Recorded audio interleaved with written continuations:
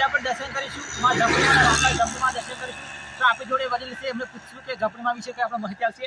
તો ઝપડીમાં વિશે છે તમે શું કહેવા માંગો છો? કેટલા વર્ષ થયા હતી માતાજીને? અમારા ગામના ઝાપડી માતાની પહેલેથી અમારા વડવાઓ અમને કહ્યું કે માતાની ઉત્પત્તિ કેવી રીતે છે.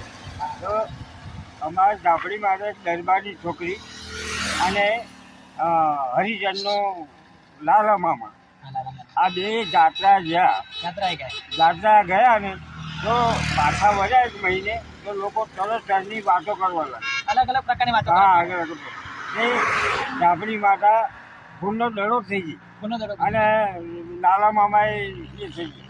તો આ લોક વાગ્યા એવું છે કહેવો માતા અમારા ગામની જાત્રા હતી અને લોકોએ એનો અર્થઘટન કર્યો. એટલે એ લોકોને એ સાબિત કરવા માટે પોતે ફૂલનો દડો થઈ ગયો. આ રીતે